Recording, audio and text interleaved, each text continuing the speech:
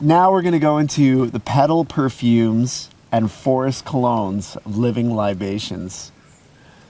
Just going to open this up and just get a little... This is my favorite one. Well, I have so many favorites. That's all I keep saying is favorite. They're all amazing. This is one that really appeals to me. It's called Radiant Earth of Deep Delight. I love all the roots and all that earthy kind of scent. And this has vetiver roots and miti, attar, sandalwood, cardamom, vanilla. And when you put it on, what I love about this is that it's really earthy, but it's also really fresh. It has this fresh smell to it, and I get so many compliments when I put this on. Maybe, Nadine, you can tell us a little bit more about this amazing creation. Yeah, that's a really sweet one. It's also men and women wear it, but it's sort of designed for men. It doesn't matter, but it's really neat because you got the really earthy rogue roots of the vetiver with the sweet vanilla beans and like accent with cardamom. So it's just really deep, nourishing, and it grounds and then totally uplifts. So it's just it's a really popular one for sure. And one of my favorite things to do with it is you apply it on like this, but actually the best place I like to put this is on the hair for sure. In the hair, and then you just kind of like just kind of get it in there. And days it lasts. And it lasts for days. It's incredible. A really great one to go with the Radiant Earth also is just like the vetiver poetic pits, or the classics poetic pits also just really suit it. Yeah. And that we talked about before, but it is it's sandalwood deodorants. There's nothing diluting it, and what happens is that it's just that really, the sensuality of the sandalwood brings out like the best aroma in every person that wears it, no matter who's wearing it. It just really is a stroke of poetic pit genius for each stroke person. Of genius. A one stroke. It's incredible. And then also, like on the more forest cologne side, we have the Trees Please. I don't have that here. We have the Trees Please, which is a mix of all the different tree aromas from our land with vetiver, and that's really just. It can also be used as sort of a house thing as well, a house spritz. People use that for the cologne too. Yeah, there's cedar smudge. The Singing Cedar Smudge is a cologne for sure. That's a really neat one with the different cedars together. Cedar, sandalwood. What do we put in here? Douglas fir. That gives it a bit of a fruit thing. Here, I'll put it here. So there's also the Singing Cedar Smudge.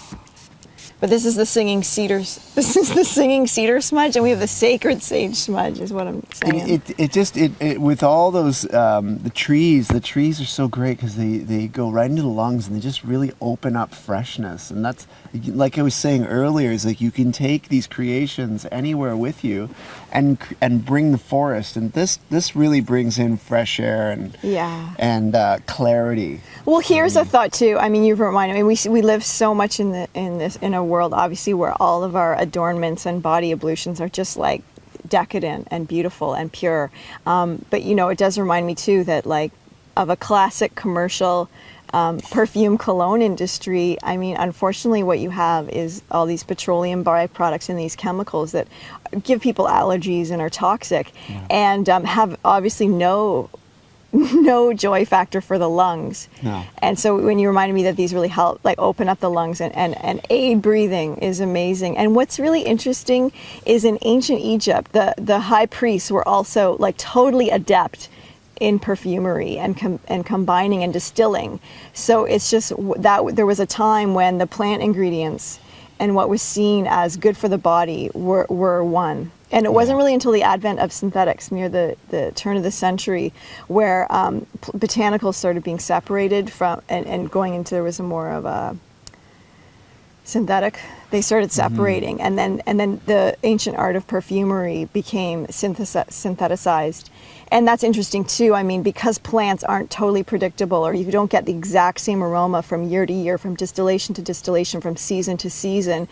The idea too of the concept of the synthetics was like, let's guarantee how it's going to smell. And so really the perfumery and what we've gathered here in each bottle is kind of like a fine wine, when you really are getting a variety from year to year on the grape or the texture of the aroma. And that's something that we like to celebrate, the differences in distillations.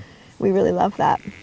That's great. And it also, when we put on these oils, I found that, because when I first met you, I didn't know anything. I knew that, you know, I could tell that the synthetic-y smells were kind of funny and stuff like that. So I never really, I kind of stopped using colognes and stuff altogether. But there's actually an accumulation and even a buildup that happens from the use of, and I found that these perfumes and these oils, I found they started clearing up that kind of buildup that was on you. Your body starts alchemizing. Everything starts smelling great. Your clothes, your home, everything, and you'll be a delight to everybody around you. And it cleanses you too. And like then, the lungs and stuff. It's actually healing for the lungs. And it's uplifting, so it doesn't just make you smell good. Yeah. Yeah. So let's do up all the more sort of feminine ones. We don't have all of them here, but we have the Roses Shining Everywhere, which is just like such a gorgeous color. This is about, we have 5 different roses from around the world. There's the Indian rose, our South African rose, Egyptian rose, Bulgarian rose, and we combine that with the bergamot, the citrus peel, and the vanilla beans. And this is just pure luxury, and it's roses layered upon each other. And then really you're just sort of ensorcelled in this rose aroma. And it's really lovely. Roses Shining Everywhere. We also have Night Flight to Venus. This was rare and hard for me to make because sometimes it was hard to get the Orange Blossom Absolute. But we just made a really great batch.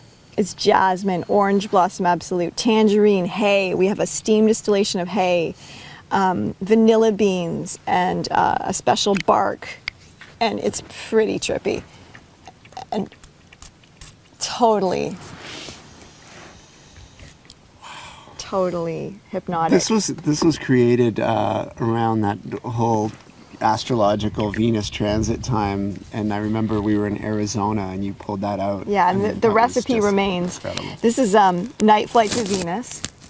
We also have, gosh, what do we have? Oh, Lavish Abundance is another really gorgeous aroma. It's vanilla with lavender and citrus.